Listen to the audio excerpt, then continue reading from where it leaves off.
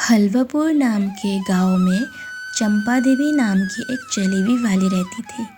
उसकी जलेबी इतनी चमकदार होती थी कि लोग दूर से ही समझ जाते थे कि वहाँ मिठाई बिक रही है। लेकिन चंपा देवी की चमकदार जलेबी से भी ज़्यादा चमकदार था उसका लालच। चंपा देवी का उसूल साफ था, जलेबी पतली बनाओ, चाशनी कम डालो और दाम ऐसे रखो जैसे जलेबी सोने की हो। वो तराजू से ऐसे खेलती थी जैसे कोई जादूगर। आधा किलो जलेबी तोलते समय उसका अंगूठा तराजू पर अपने आप भारी हो जाता था। और अगर कोई ग्राहक कभी पूछ बैठता, बहन जी, जलेबी कुछ कम नहीं है? तो चंपा देवी मुस्कुराकर बोली, अरे भाई, ये नई फ्लेवर वाली जलेबी है, ऐसा तुम्हें कहीं और नहीं मिलेगा। लेना है तो लो, वरना जाओ। और इस तरह चंपा देवी का अहंकार दिन ब दिन बढ़ता जा रहा था।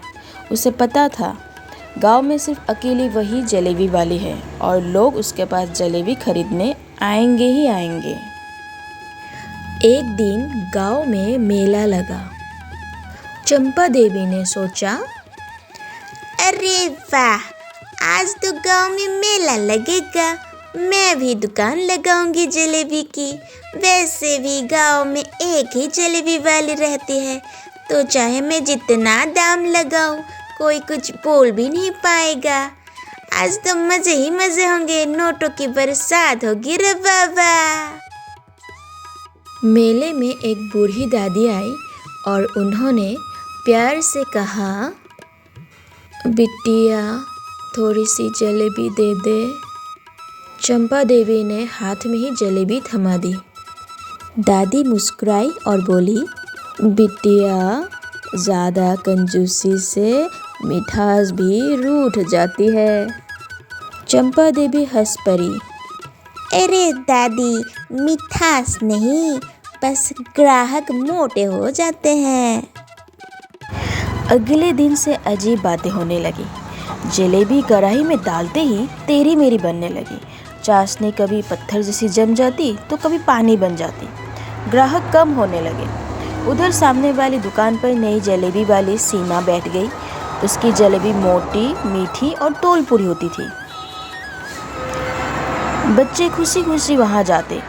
चंपा देवी की दुकान सूनी हो गई। ये सब देखकर चंपा देवी बहुत दुखी हुई। आज एक भी ग्राहक चंपा देवी की दुकान पर नहीं आए, जबकि सामने वाली दुकान पर लोगों की भीड़ थी।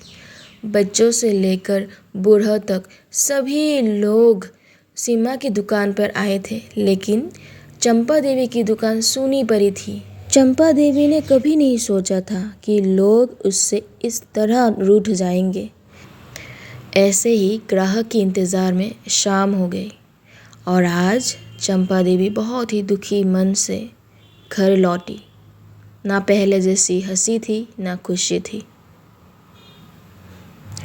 एक दिन उसने खुद जलेबी खाई और बोली, अरे बाप रे, ये तो बिना चीनी की बनी है। तब उसे दादी की बात याद आई, बिटिया, ज़्यादा कंजूसी से मिठास भी रूठ जाती है। अगले दिन की सुबह चंपा देवी ने दिल से दुकान खोली। शुद्ध घी, पूरी तोल और दाम भी ठीक। बच्चों को एक जलेबी एक्स्ट्रा भी दी। ये देखकर बच्चे बहुत ही खुश हुए। धीरे धीरे ग्राहक लौट आए और पहले जैसे ही चंपा देवी की दुकान में भी भीड़ लगने लगे। एक बच्चा बोला, काकी, आज जलेबी सच में मीठी है। बच्चे की बात सुनकर चंपा देवी मुस्कुराई और बोली, जब लालच कम हो जाए तब मिठाई अपने आप मीठी हो जाती है। और इस तरह चंपा देवी का लालच खत्म हो गया और पहले जैसे ही लोग उसकी दुकान पर आने लगे। और तब से हलवापुर में कहा जाने लगा, जहाँ दिल से जलेबी बनती है, भीड़ भी वही लगती है।